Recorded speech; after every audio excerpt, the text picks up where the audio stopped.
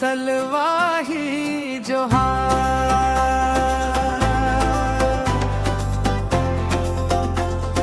सलवाही जोहार। सलवाही जोहार। सलवाही जोहार। मोर माटी के महिमा पार।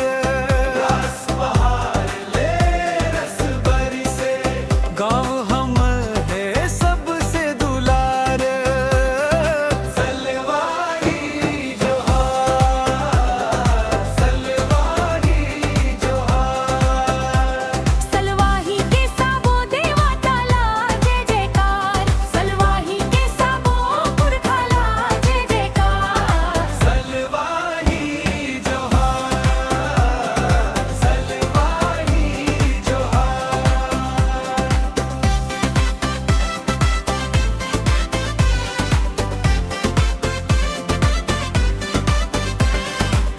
अहिलोर के हरियर डोंगरी सुघर लागे अभिहान के लाली।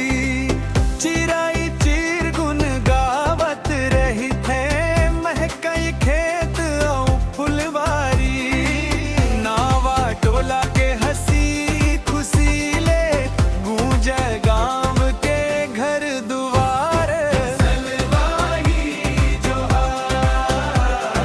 सलवाही जोहार। सलवाही मोड़ ले आवय रत्ता माया जुहार के खुलते द्वार। आवय जावत संगी सखावन करते अपन गाँव से प्यार। सलवाही बाजार रंग बिरंगा हंसी ठिठोली के संसार। सलवाही जोहार। सलवाही जोहार। सलवाही के साबो देवा ताला जय जयकार। सलवाही के साबो पुरखाला जय जयकार। सलवाही जोहार। सलवाही जोहार।